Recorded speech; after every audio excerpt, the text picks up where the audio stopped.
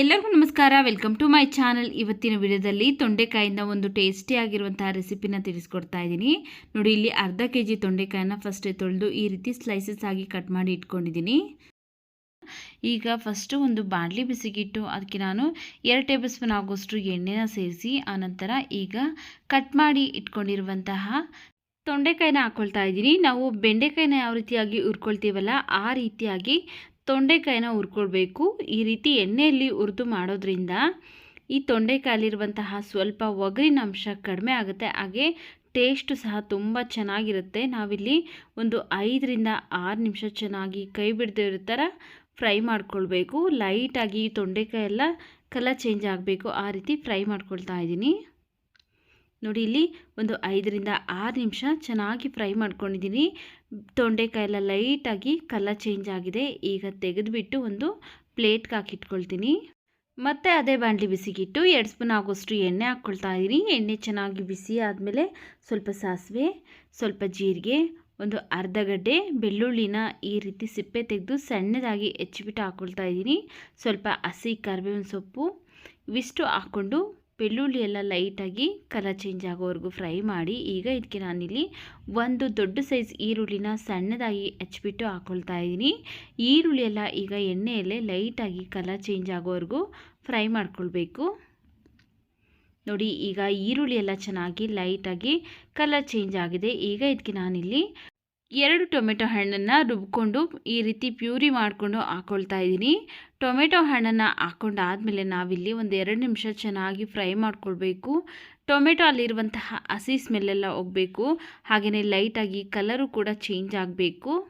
ನೋಡಿ, ಇಲ್ಲಿ ಒಂದು 2 ನಿಮಿಷ ಆಗಿದೆ. ಲೈಟಾಗಿ ಕಲರು ಕೂಡ ಚೇಂಜ್ ಆಗಿದೆ, ಹಾಗೆ ಹಸಿ ಸ್ಮೆಲ್ ಅನ್ನೋದು ಸ್ವಲ್ಪ ಹೋಗಿದೆ. ಈಗ ಇದಕ್ಕೆ ನಾನಿಲ್ಲಿ ಒಂದು 1/4 ಸ್ಪೂನ್ ಆಗೋಷ್ಟು ಅರಿಶಿನ ಪುಡಿ, ಅರ್ಧ ಸ್ಪೂನ್ ಧನಿಯಾ ಪೌಡರ್, 1/4 ಸ್ಪೂನ್ ಗರಂ ಮಸಾಲ, ಹಾಗೆಯೇ ಒಂದು ಅರ್ಧದಿಂದ 3/4 ಸ್ಪೂನ್ ಆಗೋಷ್ಟು ರೆಡ್ ಚಿಲ್ಲಿ ಪೌಡರ್ ಹಾಕ್ಕೊಂಡಿದ್ದೀನಿ. ನೋಡಿಕೊಂಡು ನಿಮ್ಮ ಖಾರಕ್ಕೆ ಎಷ್ಟು ಬೇಕೋ ಅಷ್ಟು ಹಾಕ್ಕೊಂಡು ಚೆನ್ನಾಗಿ ಇವಿಷ್ಟನ್ನು ಮಿಕ್ಸ್ ಮಾಡ್ಕೊಳ್ಬೇಕು.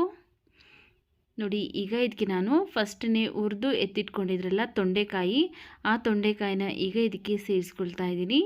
ಹಾಕ್ಕೊಂಡು ಚೆನ್ನಾಗಿ ಮತ್ತೆ ಒಂದ್ಸರಿ ನಾವು ಇವಿಷ್ಟನ್ನು ಮಿಕ್ಸ್ ಮಾಡ್ಕೊಳ್ಬೇಕು.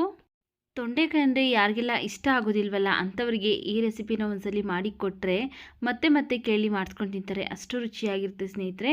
ನೋಡಿ, ಈಗ ಮಿಕ್ಸ್ ಮಾಡ್ಕೊಂಡಾದ್ಮೇಲೆ ರುಚಿಗೆ ತಕ್ಕಷ್ಟು ಉಪ್ಪನ್ನು ಹಾಕಿ ಮಿಕ್ಸ್ ಮಾಡ್ಕೊಳ್ತಾ ಇದ್ದೀನಿ. ಈಗ ಇದಕ್ಕೆ ನಾನಿಲ್ಲಿ ಒಂದು ಅರ್ಧ ಗ್ಲಾಸ್ ಆಗೋಷ್ಟು ನೀರನ್ನು ಸೇರಿಸ್ತಾ ಇದ್ದೀನಿ. ಅಂದರೆ ಒಂದು 200 ಗ್ರಾಮ್ ಆಗೋಷ್ಟು ನೀರನ್ನು ಸೇರಿಸಿ ಚೆನ್ನಾಗಿ ಒಂದ್ಸರಿ ಮಿಕ್ಸ್ ಮಾಡಿಕೊಂಡು ಈಗ ಇದ್ರ ಮೇಲೆ ಒಂದು ಲಿಡ್ನ ಕ್ಲೋಸ್ ಮಾಡಿ ಸ್ಟೌರಿನ ಮೀಡಿಯಮ್ ಫ್ಲೇಮಲ್ಲಿಟ್ಟು ಒಂದು 5 ನಿಮಿಷ ಮುಚ್ಚಿ ಬೇಯಿಸ್ಕೊಳ್ತಾ ಇದ್ದೀನಿ. ತೊಂಡೆಕಾಯೆಲ್ಲ ಚೆನ್ನಾಗಿ ಸಾಫ್ಟಾಗಿ ಬೇಯಬೇಕು. ನೋಡಿ, ಈಗ ಒಂದು 5 ನಿಮಿಷ ಆಗಿದೆ. ಓಪನ್ ಮಾಡ್ತಾ ಇದ್ದೀನಿ.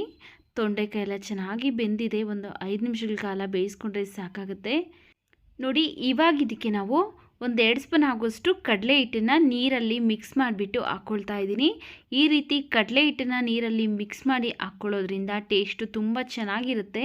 ನೀವು ಡೈರೆಕ್ಟಾಗಿ ಕಡಲೆ ಹಿಟ್ಟನ್ನು ಹಾಕಿದ್ರೆ ಏನಾಗುತ್ತೆ ಅಂದರೆ ಉಂಡೆ ಉಂಡೆ ಕಟ್ಕೊಂಡ್ಬಿಡ್ತಾ, ಅದರಿಂದ ನೀರಲ್ಲಿ ಮಿಕ್ಸ್ ಮಾಡಿ ಹಾಕ್ಕೊಂಡು ಮತ್ತೆ ಒಂದು 3 ಸ್ಪೂನ್ ಆಗೋಷ್ಟು ನೀರನ್ನು ಸೇರಿಸಿ ಚೆನ್ನಾಗಿ ಮಿಕ್ಸ್ ಮಾಡ್ಕೊಳ್ತಾ ಇದ್ದೀನಿ. ಈಗ ಲಿಡ್ಡನ್ನು ಕ್ಲೋಸ್ ಮಾಡಿ ನಾವು 2 ನಿಮಿಷ ಅಷ್ಟೇ ಬೇಯಿಸ್ಕೊಳ್ತಾ ಇದ್ದೀನಿ.